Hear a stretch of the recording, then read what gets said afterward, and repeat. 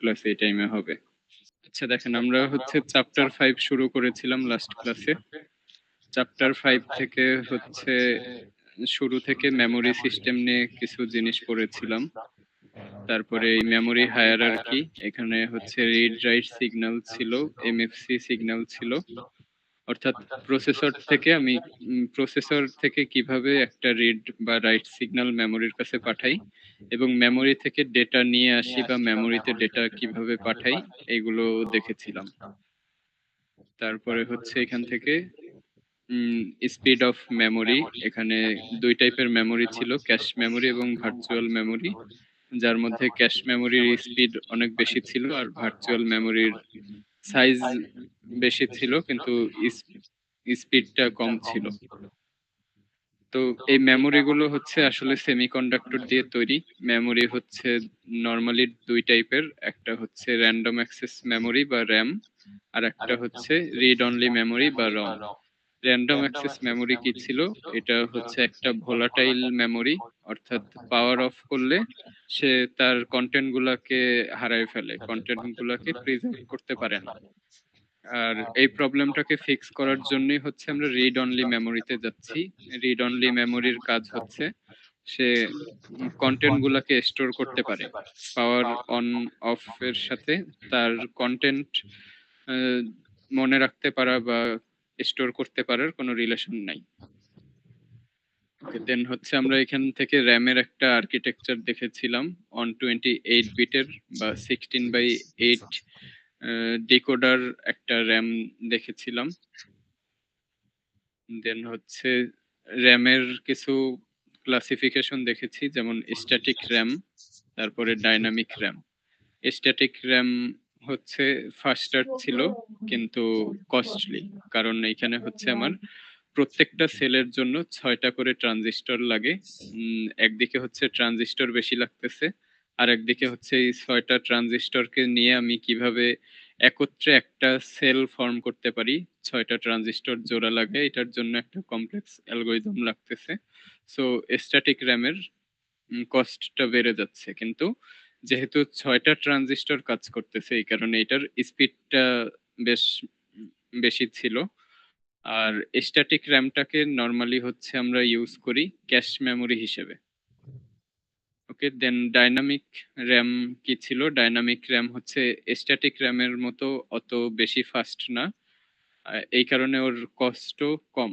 এবং কস্ট কম হওয়ার আরেকটা কারণ হচ্ছে এখানে প্রত্যেক সেলে একটা করে ট্রানজিস্টর থাকে, যেখানে আগে ছিল 6টা করে ট্রানজিস্টর। ওকে, তো স্ট্যাটিক র্যাম এবং ডাইনামিক র্যাম কোনটা কোন ক্ষেত্রে ইউজ করা হয়? ক্যাশ মেমোরির জন্য স্ট্যাটিক র্যাম ইউজ করা হয়, এবং ডাইনামিক র্যাম হচ্ছে আমরা নর্মালি ক্যাশ মেমোরি ছাড়া, যেটাকে আমরা আমাদের কম্পিউটারের র্যাম বলি, সেটা আসলে আমরা ডাইনামিক র্যাম ইউজ করতাম। আমরা হচ্ছে এই পর্যন্ত মেবি শেষ করেছিলাম।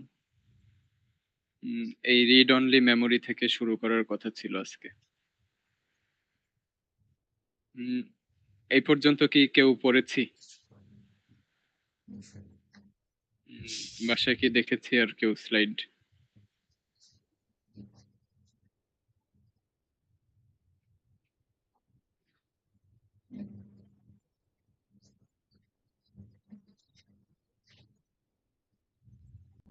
Yes or no? না স্যার। দেখা হয় নাই তো। এই যে অনলাইন ক্লাসে আমি আবার পড়াবো, এটা দেখবেন বলে মনে হয়? কিন্তু আমাদের সিলেবাস তো এক্সটেন্ড হচ্ছে, এখন আপনি ফাইনালের আগে তো ছুটিও পাবেন না, কিভাবে পড়বেন এগুলো? আপনাদের তো ফাইনালের টাইমে কন্টিনিউয়াসলি এক্সাম থাকে, একদিনে 2টাও থাকতে পারে।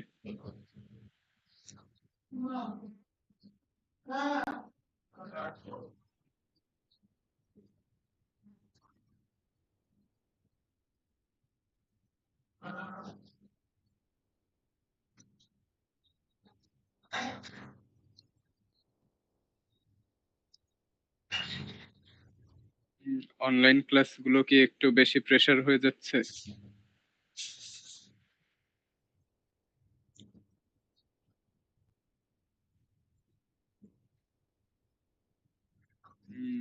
কিছু বললেন?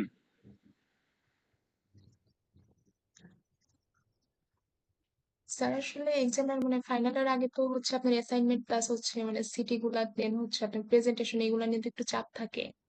তো মানে অনলাইন ক্লাস নিলে আসলে কোনো ইস্যু আছে কিনা? মানে আপনাদের উপর না প্রেশার স্যার এখন তো পড়তেছে কিনা সিলেবাসটা এটা? কভার করতে হবে, সমস্যা নেই স্যার। হুম, আচ্ছা ঠিক আছে। ওকে, তাহলে আমরা এইখান থেকে শুরু করি। রিড অনলি মেমোরি বা রম। রমের মেইন ফিচার হচ্ছে এখানে রমটা হচ্ছে নন ভোলাটাইল। মানে হচ্ছে আমি যেই ডেটাটা রাখবো সেই ডেটাটা পাওয়ার অফ হয়ে গেলেও স্টোর হয়ে থাকবে। র্যাম থেকে আমরা রমে আসার কারণ হচ্ছে আমি পার্মানেন্টলি যদি কোনো কিছু স্টোর করতে চাই তাহলে হচ্ছে আমার একটা রম ইউজ করতে হবে। রমের মধ্যে ডেটা রাইট করে স্টোর করা যায়। আর র্যাম কিভাবে কাজ করে?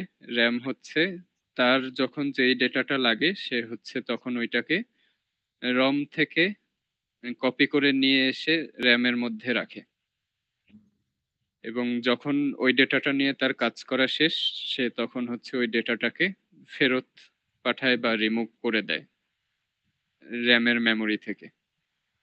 আর নর্মালি হচ্ছে র্যামের মেমোরিটা খুবই ছোট থাকে আর রমের মেমোরিটা বড় থাকে, মানে ক্যাপাসিটি বেশি থাকে রমের। সো আমি রমের মধ্যে অনেক ডেটা রাখতে পারি। যে আমাদের কম্পিউটারের সি, ডি, ই, এফ যত ধরনের ড্রাইভ আছে সবগুলোই হচ্ছে অ্যাকচুয়ালি রম। ওকে, নর্মালি হচ্ছে একটা পিসিতে র্যাম থাকে 4 জিবি 8 জিবি। আপনার র্যাম যত বেশি হবে এট এ টাইম আপনি অনেক বেশি ডেটা নিয়ে কাজ করতে পারবেন, কিন্তু র্যাম হচ্ছে আমার কোনো ডেটা স্টোর করতে হেল্প করতেছে না। ওকে, তো র্যাম রমে যখন আসলাম, রমে হচ্ছে আমরা ডেটাটা স্টোর করতে চাচ্ছি। ডেটা স্টোর করার জন্য আমাদের একটা রাইটিং প্রসেসের দরকার হয়। মানে আমি ডেটাটাকে কিভাবে রাখলে এই রমের মধ্যে স্টোর হয়ে থাকবে। যে ডেটা রাইটিং প্রসেসের উপর বেজ করে হচ্ছে রমকে কয়েকটা ভাগে ভাগ করা হয়। যে আমি আসলে কিভাবে ডেটাটাকে রমের মধ্যে স্টোর করতে পারি। র্যাম এবং রমের ডিফারেন্সটা কি বুঝতে পারছি? জি স্যার, বুঝতে পারছি। ওকে, তাহলে এখন র্যাম পড়েছিলাম আমরা দুই টাইপের, একটা হচ্ছে স্ট্যাটিক র্যাম আর ডাইনামিক র্যাম। রমের ক্লাসিফিকেশন কি কি আছে? অনেক টাইপের রম আছে, তার মধ্যে এই এই লেকচারে হচ্ছে আপনার 3টা বা 4টা টাইপের রম আছে। তার মধ্যে একটা হচ্ছে programmable read only memory. Programmable কথাটা দিয়ে আসলে কি বোঝায়? যেই রমটাকে আমি আসলে প্রোগ্রাম করতে পারি বা এই রমের মধ্যে আমি ডেটাটাকে আমার মতো করে স্টোর করতে পারি। রম আরো কিছু টাইপের রম আছে যারা হচ্ছে একবার ওই রমটার মধ্যে কোনো ডেটা রাইট করে ফেললে ওই ডেটাটাকে আর রিমুভ করা যায় না, যদি না আমি ওই রমটাকে ডিস্ট্রয় করে আবার নতুন একটা রম ক্রিয়েট করি। কিন্তু এই টাইপের রম দিয়ে কি আসলে আমাদের কোনো লাভ আছে, যেটার মধ্যে একবার ডেটা রাখলে আমি আর রিমুভ করতে পারবো না?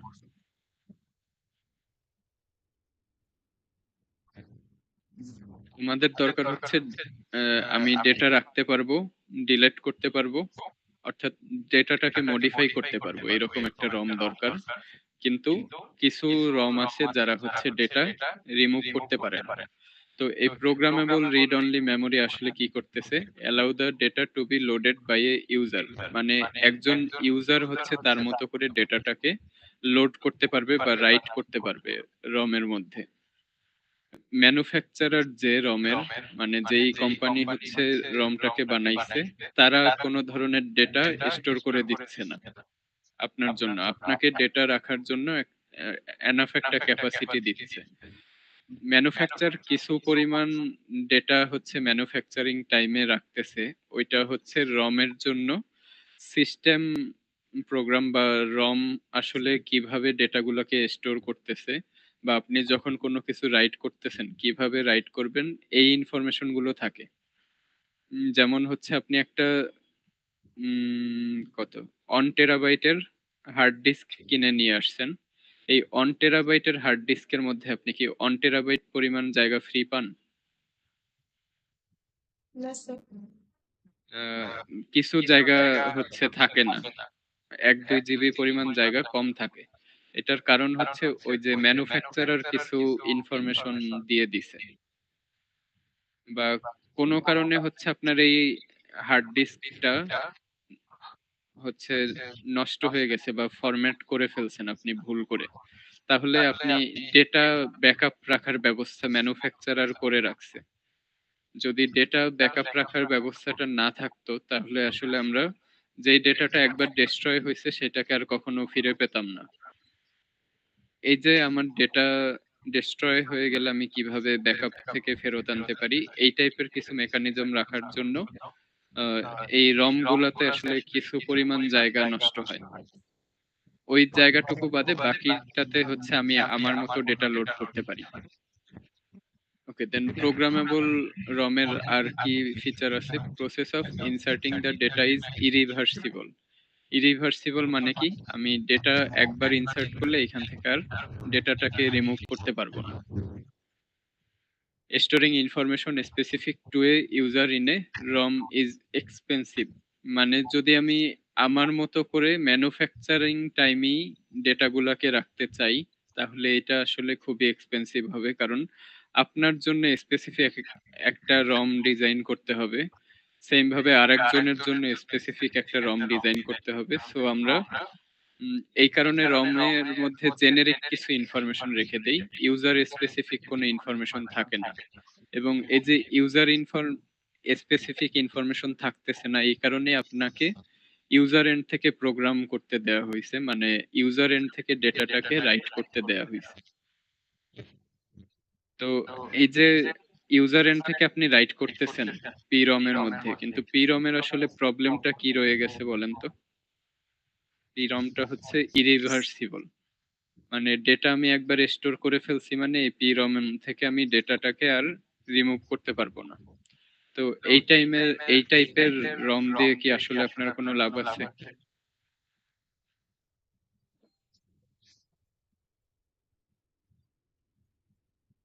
পিরাম ইউজ করলে আসলে কি আমাদের কোনো লাভ আছে? স্যার এটা তো বেসিক্যালি তাহলে হচ্ছে আপনার ওয়ান টাইম ইউজ মানে এরকম হয়ে যাচ্ছে। হ্যাঁ, অন টাইম ইউজ করতে পারবো। সো এই টাইপের এই পিরম আসলে কখন ইউজ করা হয়? যখন আমি কোনো হিস্টোরিক্যাল ডেটা স্টোর করতে চাচ্ছি, যে ডেটাটা কখনো রিমুভ করব না, এই টাইপের কেসে হচ্ছে আমরা পিরম ইউজ করতে পারি। মানে একবার রাইট করব, ওইটার ওই ফিজিক্যাল ডিভাইসটা নষ্ট না হওয়া পর্যন্ত ওইটা ওইরকমই থেকে যাবে, ওইখান থেকে আর কোনো কিছু রিমুভ করা যাবে না। ওকে, এই প্রবলেমটাকে ওভারকাম করার জন্য আমরা সেকেন্ড টাইপের রমে আসছি। এটাকে বলা হয় ইপি রম, যার ফুল মিনিং হচ্ছে erasable programmable read only memory. এইটাতে হচ্ছে আমি ডেটাটাকে ইরেজ করতে পারি। Stored data to be erased and new data to be loaded, অর্থাৎ আমি এখানে একবার ডেটা রেখে ফেলছি, কোনো সমস্যা নেই, ওই ডেটাটাকে ইরেজ করে আবার নতুন ডেটা রাখতে পারবো। সো এটা আমাদের কাজে লাগবে, কারণ আমি অন টাইম ইউজ করতে পারতেছি না, এটা হচ্ছে আমি মাল্টিপল টাইম ইউজ করতে পারতেছি। তো ফ্লেক্সিবিলিটি আছে আমার এখানে। টেম্পোরারিলি ডেটা স্টোর করব এবং সেই ডেটাটাকে পরে চাইলে আপডেট করতে পারবো। সো এটার অপর নাম হচ্ছে রিপ্রোগ্রামেবল রম, বা এটাকে আসলে সবাই ইরেজেবল প্রোগ্রামেবল রমই বলে। এই যে আমি ডেটাটাকে রিমুভ করব, ডেটাটাকে রিমুভ করার জন্য আমার এক্সট্রা কিছু কাজ করতে হয়, যেমন exposing the ROM to UV light. মানে আমি যদি একটা বেসিক ইপিরম নিয়ে কাজ করি তাহলে ইউভি লাইটের হেল্প ছাড়া আসলে আমি ডেটাটাকে কখনো রিমুভ করতে পারবো না। সো ডেটা রিমুভ করার জন্য আমার ইউভি লাইট লাগবে। আচ্ছা, একটা জিনিস ক্লিয়ার করি, আমরা হচ্ছে এখানে রম নিয়ে যা পড়তেছি, এই রম গুলো হচ্ছে একদম তাদের বেসিক ফর্মে, সিম্পলেস্ট ফর্মে পড়তেছি, কিন্তু অ্যাকচুয়ালি আমরা যে রম গুলা ইউজ করতেছি সেগুলাতে আসলে এতটা বেসিক লেভেলের রম ইউজ করতেছি না। কারণ আপনি কি কখনো আপনার রমটাকে ইউভি লাইটের নিচে ধরছেন? কোনো কিছু ডিলিট করতে চাই, আমরা কেমনে ডিলিট করি? ডিলিট বাটন প্রেস করি, ডেটা ডিলিট হয়ে যাচ্ছে। কিন্তু আসলে কি ডেটা ডিলিট হচ্ছে?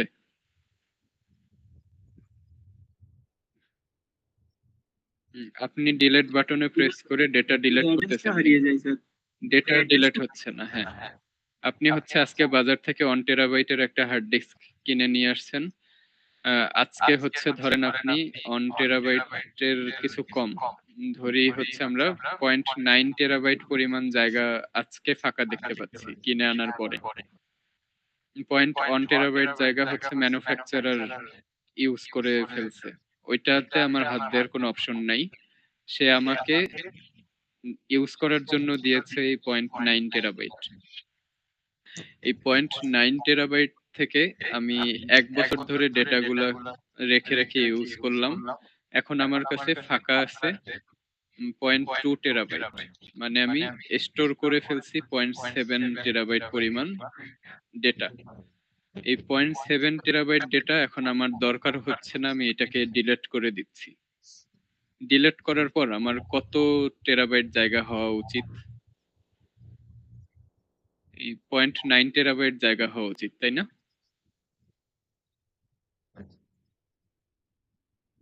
উম, আমাদের নর্মাল সেন্স তো এটাই বলে যে আমি হচ্ছে 0.7 টেরাবাইট ইউজ করছিলাম, এই 0.7 টেরাবাইট ডিলিট করে ফেললাম, জায়গা কতটুকু থাকবে? 0.9 টেরাবাইট। জি স্যার, আগে যেটা থাকবে ওইটাই ফেরার কথা। হ্যাঁ, কিন্তু এটা কখনোই হবে না, কারণ আপনি যেই ডেটাটা ডিলিট করতেছেন সেটার ফুল ভার্সনটা আসলে স্টোর থাকতেছে না। সেটার একটা মেটা ডেটা হচ্ছে স্টোর করে রাখতেছে। ম্যানুফ্যাকচারার এমন ভাবে প্রোগ্রাম করছে আপনি যা ডিলিট করতেছেন সেটার একটা মেটা ডেটা থাকতেছে। মেটা ডেটা জিনিসটা কি? আমি হচ্ছে ওই মেটা ডেটাটা ইউজ করে আবার এই ডেটাটাকে ফেরত নিয়ে আসতে পারবো। মানে এটাকে কি বলে? Data retrieval. মানে আমি যদি ডেটা রিট্রিভ করতে চাই তাহলে আমার ওই মেটা ডেটাটা ইউজ করতে হবে। সো এই কারণে দেখবেন 0.9 আসতেছে না। আপনি এই 0.7 পরিমাণ ডিলিট করার পরেও হয়তো আপনার উম, ফাঁকা ক্যাপাসিটি দেখাচ্ছে 0.8 টেরাবাইট। মানে এই যে 0.7 টেরাবাইট আপনি ইউজ করেছিলেন, এটার ব্যাকআপ রাখতে গিয়ে হচ্ছে 0.1 টেরাবাইট জায়গা চলে গেছে। উম, আর এই ব্যাকআপ রাখার প্রসেসটা যদি না থাকতো তাহলে আসলে আপনি কখনো ডেটা রিট্রিভ করতে পারতেন না।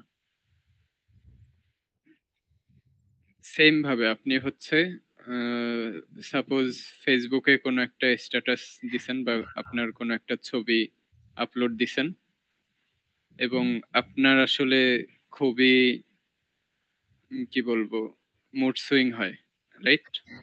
আপনি একটা ছবি আপলোড দিছেন, ক্যাপশনে দিছেন মেবি ডিলেটেড লেটার বা উইল ডিলেট লেটার, এরকম তো অনেকেই দেন। কিন্তু আপনি আসলে আপনার ওয়াল থেকে ডিলিট করতেছেন ছবিটা, ফেসবুক কি তার ডেটাবেস থেকে ডিলিট করতেছে?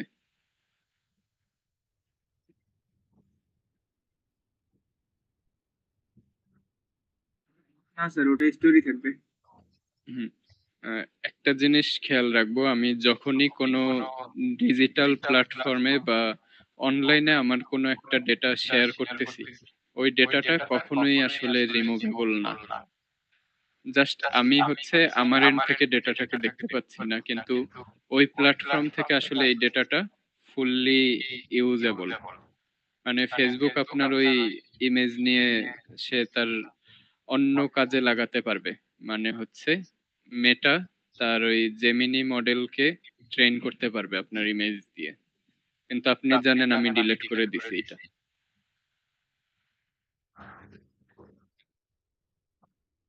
সো এই যুগে আপনি ডিজিটাল ফুটপ্রিন্ট কোনোভাবেই রিমুভ করতে পারবেন না। যদি ডিজিটাল ফুটপ্রিন্ট থেকে বাঁচতে হয় তাহলে আপনার স্মার্টফোন থেকে শুরু করে সব ইলেকট্রনিক ডিভাইস ইউজ করা বন্ধ করতে হবে।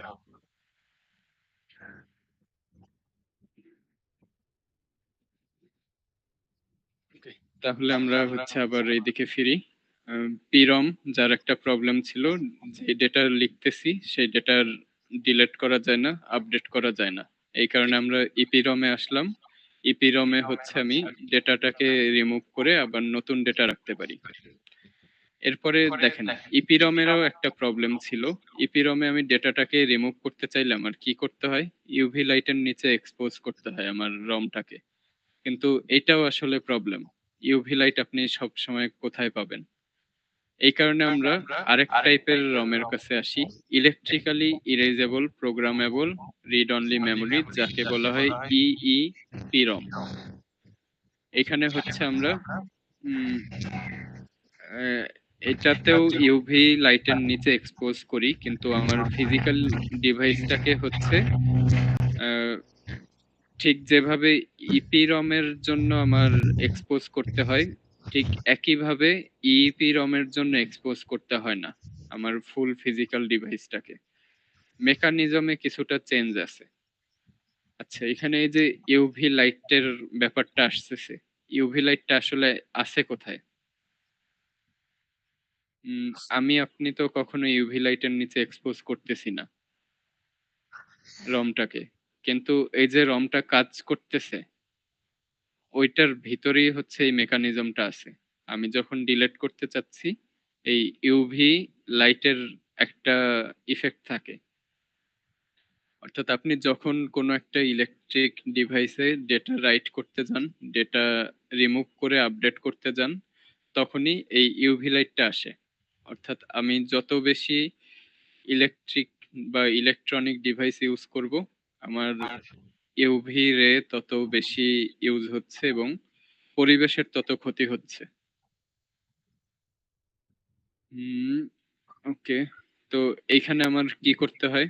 উম, এই সার্কিটটাকে বা রমটাকে সার্কিট থেকে রিমুভ করতে হয়। দেন এইটাকে হচ্ছে আমি ইউভি লাইটের নিচে এক্সপোজ করি। এগুলো আসলে ল্যাবে করা হয় যখন ম্যানুফ্যাকচারার করে, কিন্তু আমার জন্য কোনো একটা প্রোটোটাইপ বানিয়ে দিছে যে আমি আসলে কিভাবে এটা থেকে ডেটাটা ডিলিট করতে পারি। মানে কিছু সিগন্যালের মাধ্যমে কাজটা হচ্ছে ফিজিক্যাল ডিভাইসের মধ্যে, বা ইউভি লাইটের যে ব্যাপারটা থাকতেছে সবকিছু হচ্ছে ম্যানুফ্যাকচারার ওইভাবেই ডিজাইন করে দিছে। আচ্ছা, পরে আছে হচ্ছে ফ্ল্যাশ মেমোরি। ফ্ল্যাশ মেমোরিও হচ্ছে ইইপি রমের একটা ভ্যারিয়েন্ট। এই ফ্ল্যাশ মেমোরি সুবিধা হচ্ছে এটা ক্যাপাসিটি হায়ার এবং এটার খরচটা কম। ইইপি রমের থেকেও এর খরচটা কম ফ্ল্যাশ মেমোরির জন্য।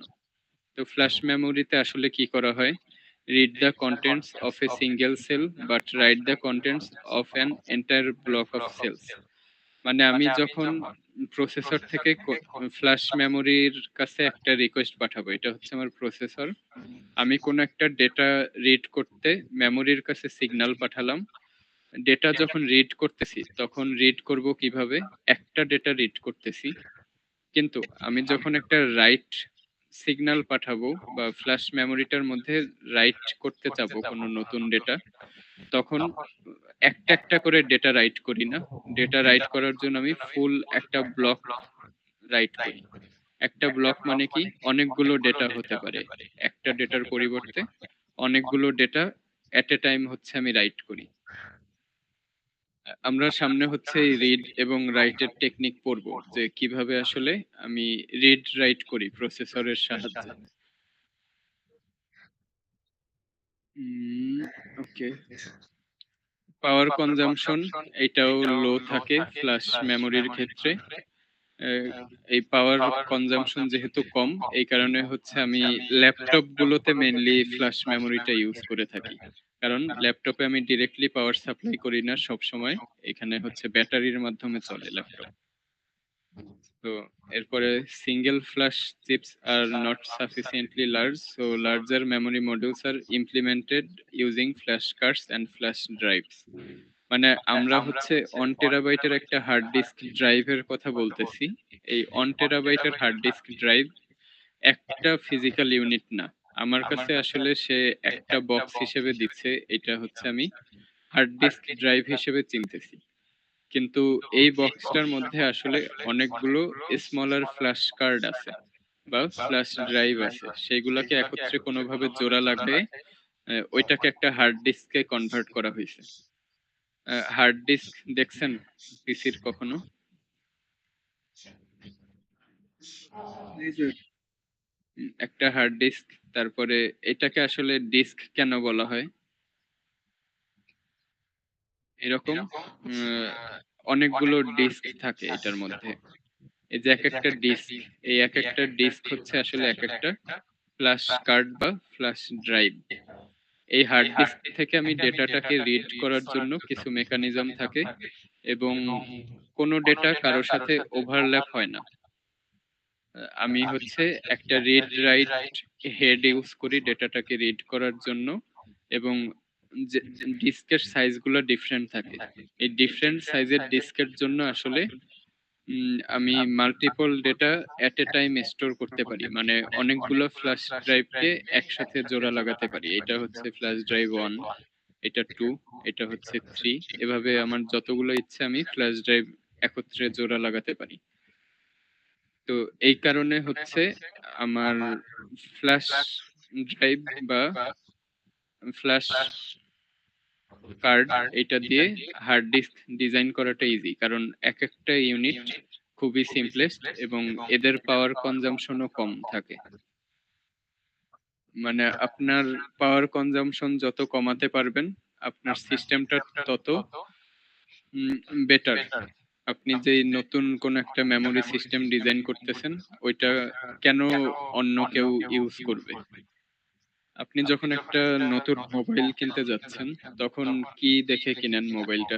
চার্জ কতক্ষণ থাকতে পারে, মোবাইলটায় কোনো হিট ইস্যু আছে কিনা। সো হার্ড ডিস্ক গুলার জন্য এরকম কিছু মেজারমেন্ট থাকে। যেমন ফার্স্ট মেজারমেন্ট হচ্ছে তার ক্যাপাসিটি কিরকম, তারপরে ওইটার রিড রাইট টাইম কিরকম হতে পারে। আমি একটা হার্ড ডিস্ক কিনলাম যার দাম হচ্ছে ধরেন ৳1, কিন্তু ওইটা থেকে আমি একটা রিড সিগন্যাল পাঠায় রাখছি, 10 বছর পরে হচ্ছে আমি ডেটাটা রিড করতে পারতেছি। আমার ওই হার্ড ডিস্ক কি কেউ কিনবে?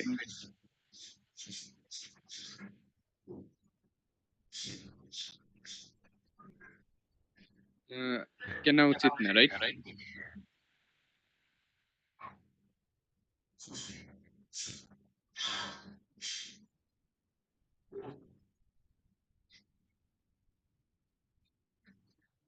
তো এই ফ্ল্যাশ ড্রাইভ পর্যন্ত হচ্ছে আমরা রমের ভ্যারিয়েন্ট দেখলাম। রম হচ্ছে কয়টা ভ্যারিয়েন্ট দেখলাম? 4টা। একটা হচ্ছে পি রম, একটা হচ্ছে ইপি রম, দেন ইপি রম, এবং ইপি রমের একটা ভ্যারিয়েন্ট হচ্ছে ফ্ল্যাশ মেমোরি। সো আমরা রম পড়লাম 4 টাইপের, আর র্যাম পড়েছিলাম লাস্ট ক্লাসে 2 টাইপের, এস র্যাম এবং ডি র্যাম। এই প্রত্যেকটা থেকে কি টাইপের কোশ্চেন আসতে পারে আপনার পরীক্ষায়? উম, কোন র্যাম কখন ইউজ করি বা কোনটার সুবিধা অসুবিধা কি রকম। তারপরে রমের ক্ষেত্রে 4 টাইপের রম, কোনটা কিভাবে কাজ করতেছে, কোনটাতে কি প্রবলেম আছে এবং কোনটাতে কি সুবিধা। মানে পি রমের কোন প্রবলেমটাকে সলভ করার জন্য আমি ইপি রমে আসছি, এই টাইপের জিনিসগুলো পড়বেন। মানে এই পয়েন্টগুলো একটু ভালোভাবে মাথায় রাখতে হবে।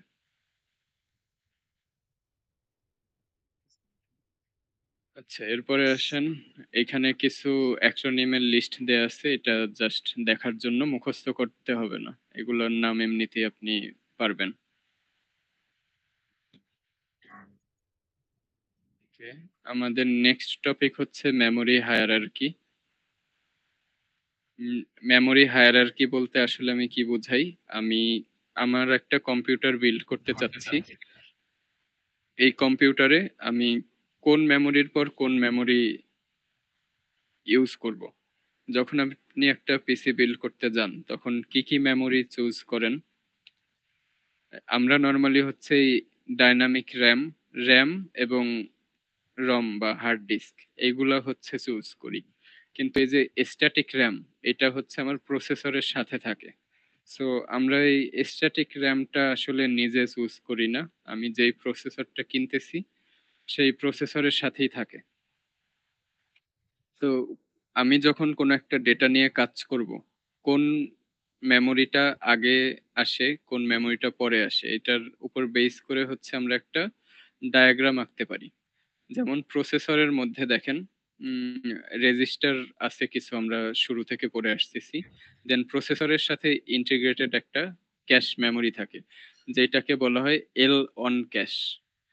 আর হচ্ছে আপনার যদি এক্সট্রা কোনো ক্যাশ মেমোরি থাকে আপনার কম্পিউটারে, সেটাকে হচ্ছে আমরা সেকেন্ডারি বা এল টু ক্যাশ বলি। এই এল অন ক্যাশ কি কাজ করে? প্রসেসর যেই ইনস্ট্রাকশন গুলো নিয়ে কাজ করে, ওই ইনস্ট্রাকশন গুলা ডেটা এনে হচ্ছে এই ক্যাশ মেমোরির মধ্যে রাখে।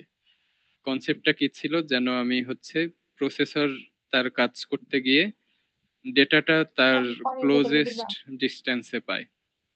এই যে মেমোরি হায়ারার্কিটা দেখতে পাচ্ছি, এর মধ্যে সব থেকে ক্লোজেস্ট ডিস্টেন্সে কে আছে, কোন মেমোরিটা আছে প্রসেসরের?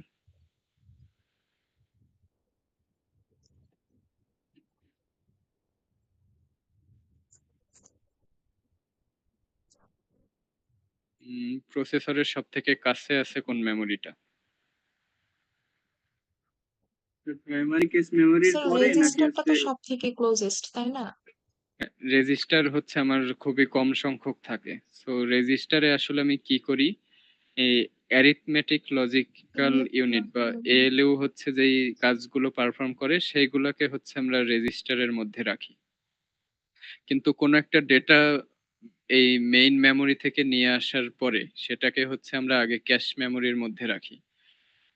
রেজিস্টার প্রসেসর যখন কোনো একটা ডেটা নিয়ে কাজ করতে চায়, সে সবার আগে ক্যাশ মেমোরি বা এলন ক্যাশের কাছে ডেটাটা খুঁজে। সো আমার এই এলন ক্যাশটা হচ্ছে প্রসেসরের সব থেকে কাছের মেমোরি। রেজিস্টার হচ্ছে এএলইউর জন্য, এএলইউ কোনো একটা অপারেশন করতে গিয়ে রেজিস্টারটাকে ইউজ করতেছে। ওকে, তাহলে এটা কি বুঝতে পারলাম, প্রসেসরের সব থেকে ক্লোজেস্ট ডিস্টেন্সে আছে এই ক্যাশ মেমোরি। এখন আমি যদি আমার প্রসেসরটা দিয়ে কোনো একটা কাজ দ্রুত করাতে চাই, তাহলে আমার ডেটাগুলো কোথায় থাকা উচিত? এই প্রাইমারি ক্যাশ বা এলন ক্যাশের মধ্যে থাকা উচিত। কিন্তু সবসময় ডেটাগুলো এই এলন ক্যাশের মধ্যে থাকবে না, ডেটাগুলোকে মেইনলি আমরা স্টোর করি কোথায়? এই ম্যাগনেটিক ডিস্ক অর সেকেন্ডারি মেমোরির মধ্যে বা রমের মধ্যে স্টোর করি। এই রমের মধ্যে স্টোর হয়ে থাকা ডেটাটা প্রসেসরের যখন কাজে লাগে, তখন সে এই হায়ারার্কি ধরে ডেটাগুলাকে ট্রান্সফার করে। মানে হচ্ছে আমি একটা ডেটা খুঁজতেছি প্রসেসর থেকে, ডেটাটা এলন ক্যাশের মধ্যে নাই, তখন আমার কি করতে হয়, এই সেকেন্ডারি মেমোরি থেকে ডেটাটাকে এই এলন ক্যাশের মধ্যে এনে টেম্পোরারিলি স্টোর করতে হয়। এবং এলন ক্যাশের সাইজ খুবই কম থাকে, যার কারণে আমি চাইলেই সব ডেটা এলন ক্যাশে রাখতে পারবো না। দেন এই এল টু ক্যাশটার কাজ কি? এল টু ক্যাশ আসলে কেন থাকতেছে? আমার প্রসেসরের যে ক্যাশ মেমোরিটা, এটার সাইজ অত্যন্ত ছোট হয়, 4 MB বা 2 MB। এটা দিয়ে আসলে আমার সবসময় যেই ডেটাটাকে টেম্পোরারিলি রাখা দরকার সেটাকে রাখতে পারি না। যার কারণে আমরা এই সেকেন্ডারি ক্যাশ নামে আরেকটা ক্যাশ রাখতেছি। এই ক্যাশ মেমোরিটার কাজ কি? এলন ক্যাশটার একটা হেল্পার হিসেবে কাজ করে। মানে যাকে আমি এলন ক্যাশে রাখতে পারতেছি না, তাকে হচ্ছে আমি এল টু ক্যাশের মধ্যে রাখি। এল টু ক্যাশের সাইজ এলন ক্যাশের থেকে একটু বেশি হয়। উম, এই এল টু ক্যাশ হিসেবে আমি আসলে কাকে ইউজ করতে পারি বলেন তো? এখন পর্যন্ত আমরা যেই ক্লাসিফিকেশন গুলো পড়ে আসছি, এল টু ক্যাশ হিসেবে কাকে ইউজ করা যায়? ফার্স্ট কোশ্চেন, ক্যাশ মেমোরি হিসেবে আমি কাকে ইউজ করি, রম নাকি র্যাম? স্যার র্যামকে তো ইউজ করা র্যাম হয়, কে তাই না? র্যামের? হ্যাঁ, এস র্যাম কে ইউজ করি আমরা ক্যাশ হিসেবে, স্ট্যাটিক র্যাম কে। তো আমি হচ্ছে এই এল টু র্যাম যেটা বা এল টু ক্যাশ যেটা, এটাকে আসলে এই এস র্যাম দিয়ে ইউজ করতে পারি। এই এল টু ক্যাশের সাইজ হচ্ছে হয়তো 128 MB হতে পারে। 128 MB হওয়া মানে আপনার কম্পিউটার যথেষ্ট ফাস্ট। ওকে, দেন হচ্ছে আমাদের র্যাম থাকে মেইন মেমোরি হিসেবে আমরা র্যামের মধ্যেও কি করি, ডেটাগুলোকে আসলে টেম্পোরারিলি স্টোর করি। কিন্তু র্যামে কোনো একটা ডেটা থাকার থেকে এই এলন বা এল টু ক্যাশের মধ্যে কোনো একটা ডেটা থাকলে প্রসেসর ওইটাকে দ্রুত অ্যাক্সেস করতে পারে, র্যামের থেকেও দ্রুত অ্যাক্সেস করতে পারে। এই কারণে হচ্ছে আমরা এই এলন এল টুর মধ্যে ডেটা রাখতে পারি, আর যে ডেটাগুলোকে রাখতে পারতেছি না তাদেরকে র্যামের মধ্যে রাখি। এই র্যামেরও আবার প্রবলেম আছে। র্যামের প্রবলেম কি? এটা ফার্স্ট অফ অল হচ্ছে ভোলাটাইল। যা নিয়ে আসবো সে হচ্ছে পাওয়ার অফ হলে ভুলে যাবে। আর এটার সাইজটাও কম থাকে। মেজরিটি কেসে হচ্ছে আপনার কম্পিউটারে 8 জিবি র্যাম থাকতে পারে বা 16 জিবি র্যাম থাকতে পারে। তো 16 জিবি ডেটা আপনি টেম্পোরারিলি স্টোর করতে পারবেন, কিন্তু এই 16 জিবি ডেটাটা পাওয়ার অফ হলে আবার থাকবে না, আবার নতুন করে লোড করতে হবে। এই কারণে আমাদের হায়ারার্কির একদম লাস্ট লেভেলে থাকতেছে ম্যাগনেটিক ডিস্ক বা সেকেন্ডারি মেমোরি, যেটাকে আমরা হার্ড ডিস্ক বলতে পারি বা রম বলতে পারি। সো এই হায়ারার্কির মধ্যে সব থেকে দূরে থাকে আমার এই রমটা বা হার্ড ডিস্কটা। আমার কোনো একটা ডেটা যদি এই রম বা হার্ড ডিস্ক থেকে তুলতে হয় তাহলে যথেষ্ট টাইম লাগবে। আমার হচ্ছে ডেটা বাস ধরে ট্রান্সফার করে এই এলন এল টু ক্যাশের মধ্যে নিয়ে আসা লাগবে। তো এই হায়ারার্কিতে সব থেকে লাস্ট লেভেলে আছে সেকেন্ডারি মেমোরি এবং সব থেকে ফার্স্ট লেভেলে আছে এলন ক্যাশ। এলন ক্যাশের সাইজ সব থেকে ছোট হয়, দেন এল টু ক্যাশের সাইজ, দেন মেইন মেমোরি, আর সব থেকে বড় সাইজ হচ্ছে সেকেন্ডারি মেমোরির। আর যদি স্পিডের কথা চিন্তা করি তাহলে স্পিড সব থেকে বেশি থাকে এলন ক্যাশের, দেন L two, then main memory, এবং সব থেকে কম স্পিড থাকে সেকেন্ডারি মেমোরির। আর খরচের কথা চিন্তা করলেও স্পিড যার বেশি খরচটাও তার বেশি আসা উচিত। সো এলন ক্যাশের খরচ বা দাম অনেক বেশি হবে, আর নর্মালি হচ্ছে সেকেন্ডারি মেমোরির দাম কম থাকে। তো এখান থেকে এই ডেসক্রিপশন গুলো একটু পড়বেন। এটা পড়ে নিন, এটা হচ্ছে আপনার টাস্ক থাকবে। Okay, তাহলে আমরা এই স্ট্যাটিক র্যাম, ডাইনামিক র্যাম এবং ম্যাগনেটিক ডিস্ক এগুলোর কাজ কি বুঝতে পারছি। স্ট্যাটিক র্যাম হিসেবে এটাকে কি হিসেবে ইউজ করব? ক্যাশ মেমোরি হিসেবে ইউজ করব। দেন ডাইনামিক র্যাম, এটা হচ্ছে আমার কম্পিউটারের অ্যাকচুয়াল র্যাম, আমরা যেটাকে অ্যাকচুয়ালি র্যাম বলি কম্পিউটারের। আর এই ম্যাগনেটিক ডিস্কটা হচ্ছে আমার হার্ড ডিস্ক। এটারই একটা হায়ারার্কি হচ্ছে আমরা এই নিচে দেখলাম। কারো কোনো কোশ্চেন আছে এই পর্যন্ত? স্যার এবার ফাইনালে সব কোশ্চেনে এমন থিওরিটিক্যাল? হ্যাঁ, ফাইনালের সিলেবাসটা একটু থিওরিটিক্যাল, কিন্তু একটু কোথায় স্যার, এ তো সব। উম, এটা তো আমি কোর্সের শুরুতেই বলছি, কোর্সটাই থিওরিটিক্যাল। জি স্যার, এখন তো ফাইনাল নিয়ে টেনশন স্যার, কি করবো বুঝতে পারতেছি না। ফাইনালে সাজেশন টাইপ দিয়েন স্যার এবার একটু। ফাইনালে দেখেন, ফাইনালে মোটামুটি বুঝে পড়ার মতো জিনিসও আছে। আপনি চ্যাপ্টার 3-তে ওই যে ডেইজি চেইন, তারপরে প্রায়োরিটাইজড ডেইজি ওইগুলাই চেইন, খালি ওগুলো ইয়া আছে, বুঝে মানে বুঝে পড়তে যেগুলো পারবেন। অ্যালগরিদম টাইপের আছে ওইগুলা বোঝার আছে, এগুলা তো ঢালা মুখস্থ। দেন হচ্ছে আপনাকে যদি মেমোরি হায়ারার্কি ডেসক্রাইব করতে বলা হয়, এটা কি আপনার আসলে মুখস্থ করে ডেসক্রাইব করার দরকার আছে? এটা মুখস্থ করার আশা করি দরকার নেই, কিন্তু মুখস্থ করতে হবে আমার আসলে কোনটা, এই যে র্যাম আর রমের ক্লাসিফিকেশন, এগুলো একটু মুখস্থ করতে হবে।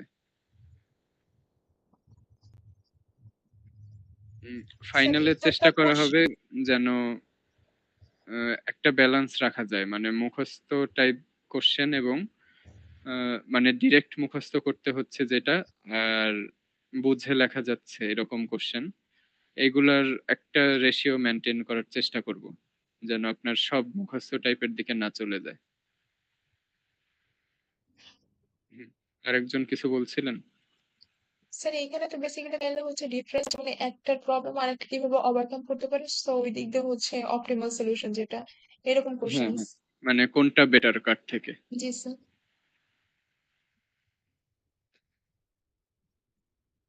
আচ্ছা, আমি এটা পড়াতে পড়াতে এটারও হচ্ছে কোশ্চেন লিস্ট দিয়ে দিব। এটা আগে আরেকটু পরে নি। এটা শেষ করতে হয়তো আমাদের আর ১ দিন লাগতে পারে।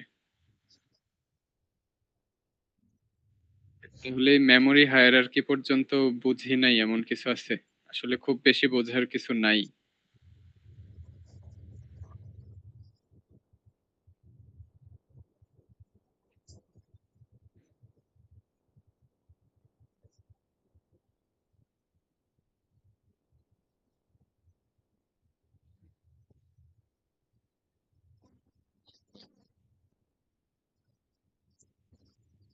হুম।